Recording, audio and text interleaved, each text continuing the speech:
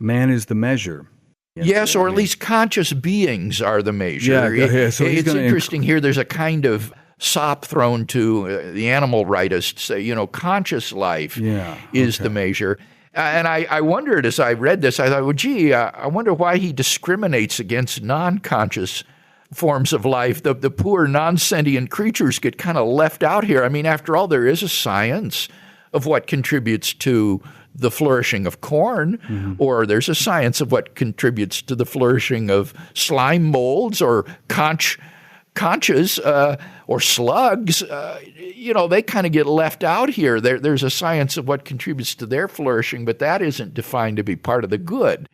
And I wondered, well, on what basis?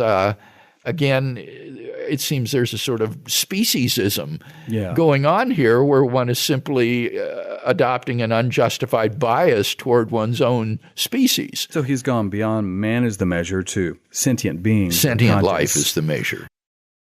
I'm curious, Bill, if we did an experiment in society for 20 years wherein we eliminated everyone over the age of 65, executed them, put them to sleep, and we saw a huge spike in quality of life as far as economics, less traffic, less healthcare cost, less burden on society and all this, and you saw this flourishing, this human flourishing all of a sudden. I think that Sam Harris would point to that and say, yeah, but these people over the age of 65 are humans and they're conscious and we ought not do that. I'm sure he would say that. But if you just the question is, doesn't his view impel one toward that conclusion? And I think, Kevin, here we begin to see the really sinister side of this view of the moral good. He says in the book that a piecemeal account is now emerging of how human beings flourish.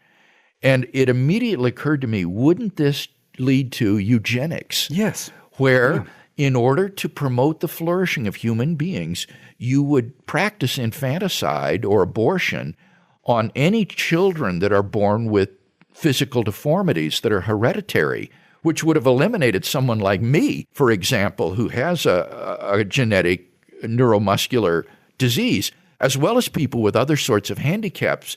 The vision of the eugenicist was to craft a kind of super race that would be free of all genetic defects and inherited diseases and would lead to this great flourishing of human beings at the relatively small cost of just eliminating these defective people. And so, what a nightmare. I think this is a very dark side to Sam Harris's ethic of human flourishing here. This is what I think. I mean, if you're going to go by strictly scientific measurements, it's going to lead to all kinds of things like that. Eugenics and eliminating undesirables, quote unquote, and things like that. Well, obese people, for example, and other sorts of undesirables would not contribute overall to human flourishing because it would promote more disease, more economic hardship on the rest of us, and so forth, as we have to support these people. Stephen Hawking would be one of the first guys to go. Oh, my goodness, yes. And there goes Hawking.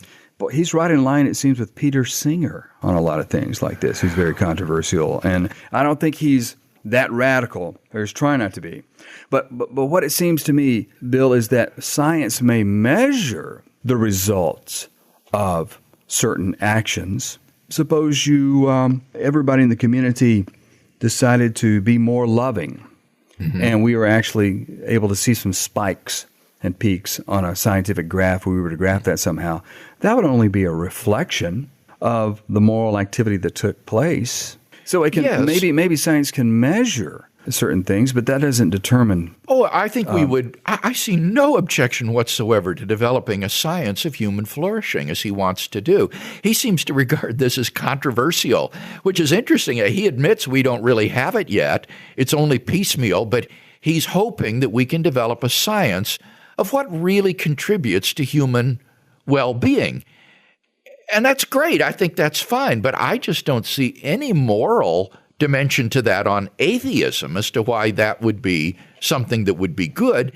And quite the contrary, as your most recent remarks here have suggested, this is open to abuse in the most frightening of ways in that it could lead to kind of eugenics and end-of-life issues and so forth, that where you would justify moral atrocities in the name of human flourishing. Again, it's a nightmare. Amazon asks Sam Harris, what do you think the role of religion is in determining human morality? His answer, I think it is generally an unhelpful one. Religious ideas about good and evil tend to focus on how to achieve well-being in the next life, and this makes them terrible guides to securing it in this one.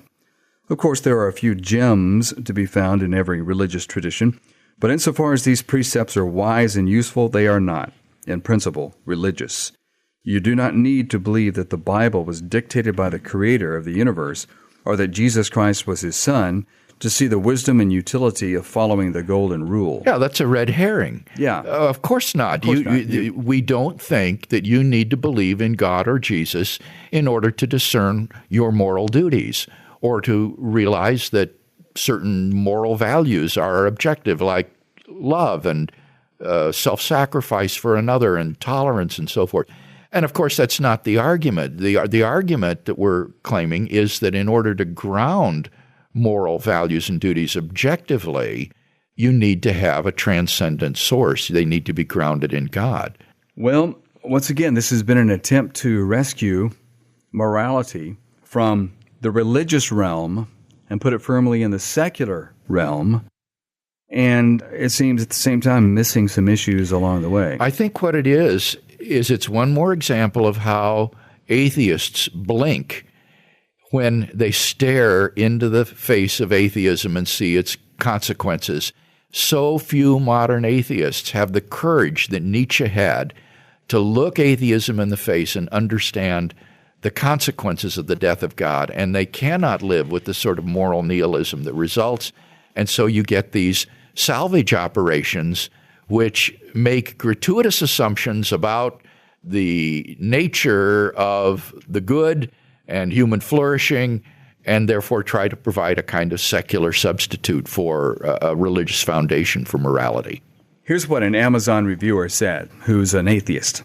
He said, of course, a belief that makes people happy is no more likely to be true than one that makes people miserable. But if you're writing a book about the importance of well-being, the book is a conversation starter, to be sure. But by the time I got to the end, I was left with no real answers and with a feeling that Harris, like everyone else, is just frantically dog-paddling to escape the quagmire of moral emptiness that's forever sucking at our postmodern minds. Wow. While tipping an intellectual bow in its direction. Here's the point where a reluctant nihilist fails to find moral direction in science and has another beer.